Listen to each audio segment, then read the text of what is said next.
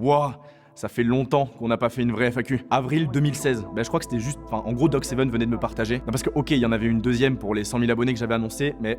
Ouais, c'est vrai qu'au final, j'avais dit aux gens de répondre à peu près ce qu'ils voulaient, donc c'était n'importe quoi. Donc là, on est en décembre, je prépare des vidéos qui arrivent, donc je me suis dit que ça serait l'occasion peut-être de faire une vidéo chill, et puis de répondre à vos questions que vous vous posez peut-être depuis longtemps, peut-être pas. En tout cas, on va y répondre aujourd'hui dans cette FAQ. Je vous ai demandé sur Instagram et sur Twitter de me poser des questions sur tout ce qui vous intéressait, c'est ultra large. Et donc, on va y répondre aujourd'hui, juste après un petit sponsor. Cette vidéo est sponsorisée par le jeu mobile Raid Shadow Legends. T'en as forcément déjà entendu parler, le jeu a été téléchargé plus de 15 millions de fois. C'est un RPG qui prend place dans un univers de fantasy noir qui se joue au tour par tour avec une collection de héros de plus de 400 champions que tu peux collectionner et personnaliser toi-même. Le jeu est doté d'une campagne entièrement commentée. Il y a un système de PVP, tu peux organiser des raids avec tes amis dans un clan. Parmi les races, tu as des orques, des morts-vivants, des elfes et des chevaliers et bien plus encore. Les développeurs mettent sans arrêt le jeu à jour avec des tournois et des événements hebdomadaires et c'est sans parler des nouveaux champions qui arrivent chaque mois. Il y a donc toujours de nouvelles stratégies à créer, un nouvel équilibre qui se forme et de nouveaux héros avec lesquels jouer. Pour ma part, je l'ai essayé et pour un jeu mobile, j'ai été agréablement surpris. Graphiquement, le jeu est parmi ceux qui se fait de mieux sur mobile. Tu peux évidemment le télécharger gratuitement. Tu peux maintenant aller dans la description, cliquer sur le lien spécial et tu obtiendras 50 000 d'argent et un champion épique gratuit. Tout ça dans le cadre du programme Nouveau Joueur. Tu n'as plus qu'à commencer ton voyage. Bon, maintenant, on peut commencer les questions. Donc... Bien. ça va être que des trucs comme ça. Pour le moment, en ce moment là, aujourd'hui, ouais, ça va, c'est plutôt cool. Je vais sur mes 24 ans, je suis de 96. Mais ça, c'était dans la première FAQ déjà les mecs, hein, renseignez-vous. Ah bah non. Ouais, tous mes montages depuis le début de la chaîne, l'intégralité c'est moi qui ai été derrière. Donc il y en a plusieurs où effectivement le décès était à ça d'arriver quoi. Alors non, et c'est assez rigolo, enfin ça dépend. En gros, genre l'écriture, je suis tout le temps tout seul, le montage, je suis tout le temps tout seul, etc. Mais depuis la première FAQ, Seb viens faire un coucou. J'ai souvent mon chef-op qui est devenu un pote au fur et à mesure. Yes, regarde-moi ça, l'équipe d'enfer. Non ouais, depuis la première FAQ, j'étais en galère pour un micro à l'époque puisque j'avais absolument zéro Tosma et j'avais demandé à quelqu'un de me filer un coup de main sur Facebook et Seb s'était présenté. Et donc en fait, il s'est retrouvé derrière la caméra à chaque fois qu'il faut me cadrer ou faire des éclairages, c'est lui qui s'en occupe. En bavant. Non, en vrai, j'ai absolument aucune formation. Je crois que j'ai pas maté des masses de tutos. C'est juste ça pour le coup, c'est full autodidacte. Au bout de 3 ans, quand tu vraiment fais ça quasiment toutes les semaines, tu finis par choper des petits tips à droite à gauche. Oh boy. Il a full changé. Souvent en description, je mets la vidéo du setup que j'ai présenté il y a genre un an. J'étais chez Panasonic, maintenant je suis passé chez Sony. Enfin, je fais des tests, je me balade, je teste un peu ce qui me correspond. Peut-être que je ferai une autre vidéo setup pour vous présenter la nouveauté. Mais, quand on est dans ce studio là, il y a souvent du gros matos, donc je vais vous faire le contre-truc. Coucou Seb, tu seras. Ouais, donc là il y a du gros Tosma. Il y a vraiment. C'est quoi ça? C'est une Eva One. Enfin bon, ouais, ça dépend en fait. Ça dépend de fou des vidéos. Le setup change un peu tout le temps. Des fois c'est mon matos, des fois ça l'est pas. En tout cas, le setup, la vidéo setup, la dernière en date est plus trop d'actualité. Non, je l'ai emprunté à Morpheus, évidemment, ça me paraît évident, non? C'est une projection mentale.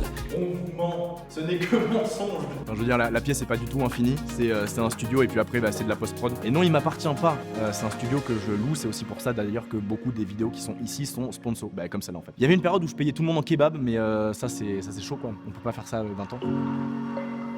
Les 32, c'est avec les dents de sagesse. Attends, il y a Colgate.fr, il y a peut-être une réponse. Il y a 8 incisives, 4 canines, 8 prémolaires et 12 molaires, donc 4 dents de sagesse. 8 plus 4, 12, 12 plus. Mais il y a 4 dents de sagesse, donc j'en ai 28. Tout ça pour ça.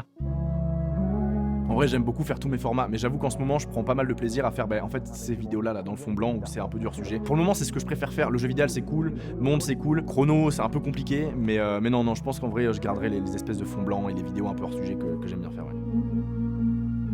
Des nouveaux concepts, je sais pas. En fait, je me dis que je vais juste arrêter de m'enfermer dans des formats, c'est vraiment prédéfinis. Et puis, un peu comme avec la vidéo de Cyrus North où on déballe des trucs sur l'espace ou les hors-sujets qu'il y a là. Dès qu'il y a un truc qui me branche, en fait, je vais juste faire une vidéo à ma sauce un peu. Ouais, celle-là, mon pote. Les chronos à la base, ça devait juste être des vidéos qui me servaient à caler entre les jeux vidéo et ça devait parler uniquement de jeux vidéo. C'est pour ça que les deux premiers parlent essentiellement de ça. Ça devait vraiment servir à rythmer plus la chaîne. Et au final, c'est ce qui maintenant prend le plus de temps à faire. Fait que ça a évolué d'une manière un peu bizarre, mais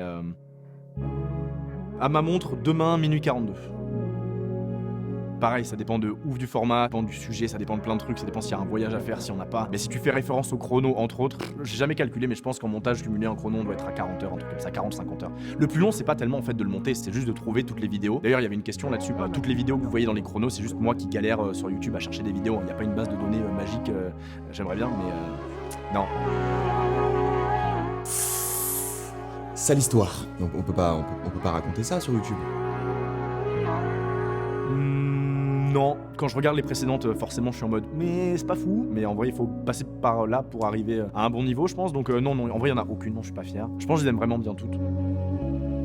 Je vais en mettre un 3. Dans les chronos, c'est L'amour est mort, que j'aime le plus. Dans les mondes, c'est celui sur la Slovénie. Et mon jeu vidéo préféré, je sais pas si c'est parce que c'est le dernier, mais Minecraft, je pense qu'il se place bien là. Et puis d'une manière générale, celle sur les gilets jaunes, parce que c'est la vidéo la plus vue de la chaîne, et au-delà de ça, ça m'a demandé vraiment beaucoup d'investissement, c'était vraiment très cool. Tout confondu, c'est peut-être celle que je préfère.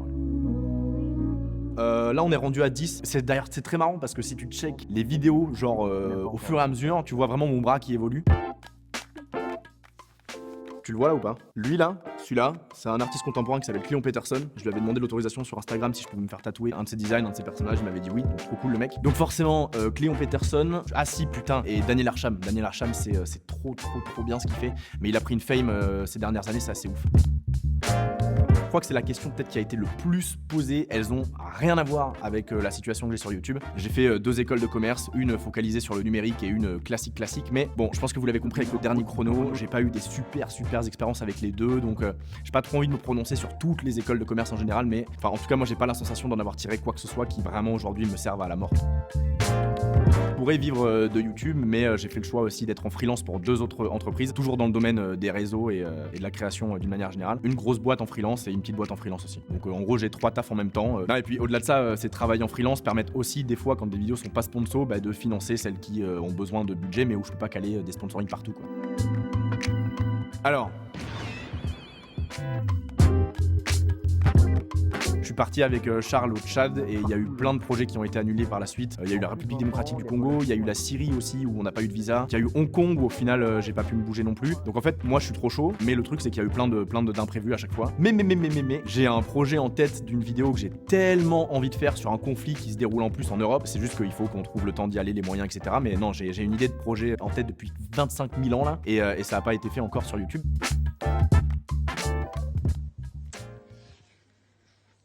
Non. Bah ouais, carrément. En vrai, pour ceux qui savent pas, je suis de Bordeaux et j'adore ma ville. De toute façon, tous les Bordelais sont ultra chauvins, c'est pas un secret, tu sais. Ouais, en fait, pendant un moment, j'ai pensé à faire un monde sur Bordeaux l'été, parce qu'en hiver, il fait que flotter ici. Je pense qu'en vrai, j'ai envie de faire un monde sur la France, et si jamais je le fais, ça sera très certainement sur Bordeaux. 12. Ok, donc c'est cette vidéo là dont je vous parlais, pour ceux qui ne savent pas, la FAQ numéro 2, enfin ce que j'avais annoncé comme étant la FAQ numéro 2. Ça a été une soirée où il y avait 150 personnes à peu près. De toute façon, je vous mets une fiche quelque part par là pour que vous ayez la checker. Mais la soirée était vraiment cool, vous étiez 150, c'était vraiment bonne ambiance, il y avait plein d'invités youtubeurs. Donc il y a moyen que j'en refasse une, après à savoir quand, mais... En vrai, non. Enfin, tu finis par t'y habituer quand tu bosses sur YouTube ou sur les réseaux, juste à la vie des gens. Tant que c'est pas constructif, en fait, je m'en fous. Genre, t'as toujours ce truc du cerveau où t'envoies un négatif et puis tu vas finir par te souvenir que de lui. Mais dans les faits, si tu prends la globalité, vous êtes tous ultra bienveillants. Moi, je suis assez content de mon travail, donc c'est pas une pression de ouf que j'ai. Après, c'est comme pour n'importe quel mec ou meuf qui gère son business. Enfin, je veux dire, t'as peur de tes résultats d'une manière générale, c'est ça la pression. Mais que ce soit YouTube ou un mec qui vend des voitures, c'est la même chose. Nous, on craint les chiffres de YouTube parce que c'est ce qui nous permet de vivre. Comme un mec qui a n'importe quel business va craindre les chiffres de vente qu'il va faire ou peu importe. La pression elle vient juste de là, mais elle est pareille que tu sois sur YouTube ou que tu fasses n'importe quel autre taf en fait. Pas mal, soit parce que ça m'intéressait pas toujours, ce qui est normal, soit parce que manque de temps juste. Alors, j'ai fait 2 TEDx qui sont tous les 2 dispo sur la chaîne et ce que vous avez pas vu dans le deuxième, c'est que j'ai bafouillé. J'aime bien faire des conférences, mais en vrai, je suis une énorme aubrelle à ça. Je me trompe, je n'arrive pas à retenir mon texte. Il y a 200 personnes dans la salle, je perds mes moyens, je parle trop vite, enfin c'est n'importe quoi. En plus, on m'a proposé là un autre TEDx, mais j'ai pas donné suite pour le moment. À chaque fois, je bégaye donc. En vrai, je pense que en ce moment, mon plus grand rêve à moyen terme, genre. Ça serait de faire un vol 0G, en plus la compagnie qui s'occupe de ça, ils sont à Bordeaux, donc ça serait le truc qui me ferait fondre en larmes en ce moment. Ouais, et ça c'est pareil je pense pour tous les youtubeurs, on prend tous un ton, même là quand je suis en train de vous parler, c'est pas forcément la voix que j'ai vraiment quand je parle à mes potes, et puis quand je parle dans une vidéo, je prends ce ton là, donc forcément c'est pas moi qui parle comme ça tous les jours, genre... Cette année j'ai découvert Attic et Luigi en rap français qui sont tous les 2 des tueurs. Et puis après un mec de Bordeaux pareil qui a filé un de ses sons pour une de mes vidéos, un des derniers chronos. Trop bien, vraiment tout ce qu'il fait c'est trop bien, c'est Obsimo. Non.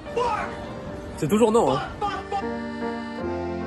Ok, je vois qu'on veut que je rentre dans le drama. J'ai vu la vidéo de Fred, le joueur du grenier, j'ai vu la vidéo de Julien, j'ai vu la réponse entre guillemets de McFly et Carlito. Je rejoindrai un peu l'avis de Fred dans le sens où il y a plus grand chose qui me surprend énormément. Et en même temps, c'est quand même un truc sur lequel je passe mes journées. C'est rigolo, il y a deux types de youtubeurs. Il y a ceux qui ne regardent pas du tout de vidéos YouTube et ceux qui font que ça. Puis après, même d'une manière générale, YouTube par rapport à comme c'était avant, il y a énormément plus de contenu. Donc au final, tout le monde s'y retrouve à un moment ou à un autre. C'est juste, et le seul reproche que je pourrais faire à YouTube, c'est pas tellement le contenu qui est dessus, c'est la manière dont c'est mis en avant. J'entends par là que c'est 1000 fois plus difficile de trouver une vidéo ultra cool, ultra plaisante, etc. Juste parce que c'est pas ce qui est mis en avant les 3/4 du temps, c'est plus de la semi-télé-réalité fit and fun, comme dirait Fred justement. Mais ça, c'est pas la faute de YouTube, hein. Enfin, je veux dire, c'est nous qui faisons l'algorithme, c'est nous qui matons des vidéos, c'est nous qui disons à la plateforme ce qui nous plaît. Donc s'il y a que des trucs qui, moi, me paraissent pas super intéressants qui sont mis en avant, bah c'est juste que mes goûts correspondent pas à la grosse majorité des autres personnes qui regardent YouTube. Pour moi, YouTube, ça reste une plateforme qui est incroyable, c'est juste que bah ouais, il faut prendre le temps de s'investir, chercher des bonnes chaînes, chercher du bon contenu, etc. Parce qu'on ne peut plus du tout, et en fait, on l'a jamais pu vraiment non plus compter sur YouTube pour nous partager du contenu qui nous correspond ou qualitatif de base. YouTube mettra juste en avant ce qui marche, que ça soit plus ou moins calibré pour toi ou pas.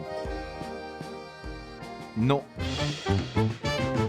Cette question, pareil, tellement demandée. Mes sources d'inspiration en termes de narration, de ce que je raconte et de ce dont j'ai envie de parler, je sais pas, il y en a pas une ou deux qui me viennent naturellement comme ça, donc je pense que c'est un mélange un peu de tout ce que je consomme. Par contre, visuellement parlant, il y en a deux qui se démarquent énormément. C'est Mister Robot, hein, ça a toujours été un truc qui a influencé esthétiquement la chaîne. Et puis, la meilleure série de tous les temps, Westworld, pour juste pareil, les locaux, comment c'est sobre, comment c'est beau, comment c'est... Meilleure série, putain, matez Westworld. Meilleure question de la FAQ, prenez tous des notes. Pour la prochaine, je veux que des questions comme ça. Ouais, en fait, ouais, de ouf. Je pense que dans les deux qui sont les plus marquantes pour moi, doit y avoir ces deux vidéos sponsors. Je pense qu'il y a celle sur l'Europe. J'avais déjà un avis plutôt favorable sur l'Europe, mais pour le coup, vraiment y aller, etc. C'est un truc qui m'a pas mal fait réfléchir. J'ai appris pas mal de trucs durant la vidéo. Et puis aussi celle sur l'ANDRA, donc l'Agence nationale de traitement des déchets nucléaires. Vraiment ultra intéressant. La manière dont la vidéo a été tournée autour de la consommation énergétique de l'humanité, je trouvais ça assez intéressant. Et au final, travailler et écrire sur ce sujet et me renseigner, etc. par moi-même, puis après confronter mes avis avec des pros et des anti-nucléaires. Je pense que celle sur l'ANDRA, c'est une de celles qui m'a le plus fait changer ma vision des choses. Mais ouais, ça c'est un truc que j'aime beaucoup avec mon métier, avec être sur YouTube et les sujets que j'aborde, c'est que c'est toujours une manière de revoir ce qu'on sait, de travailler, de se plonger dans des sujets. Ah oui, puis t'as celle aussi sur l'argent, la dernière que j'ai faite sur l'argent, ça m'a fait revoir des trucs, des notions que j'avais vues il y a longtemps, mais avec un peu plus de maturité et de recul maintenant. Regardez l'effondrement des parasites sur Canal+, c'est comme ça, c'est un truc auquel je crois, auquel je pense que c'est inévitable et qu'il faut tous qu'on se penche dessus, et c'est ultra dur à dire, et qu'il faut tous qu'on se penche dessus, non, c'est juste la manière des fois dont c'est traité par les personnes qui en parlent qui est selon moi un peu bancal. Là c'est un truc qui est inévitable et sur lequel il faut tous qu'on commence à réfléchir et qui en même temps est ultra anxiogène, donc je peux comprendre les gens qui ont juste pas envie de se mettre dedans parce que ça va les rendre dépressifs. Aaron Paul, Vincent Cassel, qui est prêt? En 0. Il y a un shape à entretenir ici. Hein. C'est pas en faisant du sport que... Non. C'est... Je suis éclaté en sport. Vraiment. Préférence système d'Hugo Bienvenu, c'est vraiment cool. Ça parle de comment on peut gérer la quantité de données et que au final tout ce qui est la data pure et dure c'est quand même stocké quelque part et qu'à un moment il y a des limites techniques à ça. Donc si vous voulez lire un truc qui est joli, intéressant et qui tourne un peu dans les mêmes thématiques que ce que j'aborde souvent sur la chaîne, Préférence système, c'est vraiment cool. Chauffeur de taxi, on est rendu que j'ai 24 ans et que j'ai toujours pas le permis. C'est compliqué parce que je m'en lasse pas dans le sens où il y a aucun format où je me dis putain c'est nul quoi, il y en a aucun. De toute façon il y en a un qui est mort d'ailleurs en chemin à quoi tu joues, ça s'est arrêté juste parce que je voyais plus trop l'intérêt de le continuer. Mais il y en a un pour moi qui devient de plus en plus dur à boucler à chaque fois parce que juste le montage de ça j'en peux plus. Vous le voyez venir, hein, c'est Chrono. Chrono, je sais que c'est un truc qui marche beaucoup, ça plaît à beaucoup de monde. Moi ça me plaît, j'adore le résultat final d'un chrono, mais les montées c'est un enfer. Puis au-delà de ça c'est horrible à dire, mais une vidéo de 3 minutes, c'est un truc qui plaît pas du tout à YouTube, c'est compliqué de la monétiser et de faire des sous avec, c'est pas forcément super bien référencé, donc Chrono c'est un format qui est compliqué, je m'en lasse pas, mais ça devient vraiment dur de boucler chaque fin de chrono, vraiment. J'ai réfléchi à cette question, en vrai, j'ai pas un objectif à long terme où je me dis ouais il faut que je fasse des millions de vues et tout, je m'en fous un peu. Non, juste genre continuer de faire ce que j'aime et puis surtout être satisfait de mon travail et que ça me continue de me rendre heureux comme ça le fait actuellement. Je pense que Je pense que c'est un bon objectif ultime et sur le long terme en général. Continuer d'être heureux à faire ce que je fais. Voilà, c'est les arrivées du flou, ça faisait 350 ans. Non mais franchement, merci d'avoir checké cette vidéo, j'espère que vous aurez appris 2-3 trucs qui vous intéressaient. Non en vrai, il y avait un petit sponsor qui permet de financer d'autres trucs, c'est une vidéo légère en décembre, on est calme. Moi je parle jamais comme ça fait très longtemps. On se revoit dans pas longtemps pour 2019 point rare, et puis en attendant, à plus, portez-vous bien. Portez-vous bien, c'est qui dit ça déjà? C'est DTC. Ah putain ouais, voilà, Julien Méniel... big up. Tu sais qu'il s'était ramené à la soirée des 100 000 abonnés et genre, je crois qu'il me connaissait pas et il a dû dire what the fuck.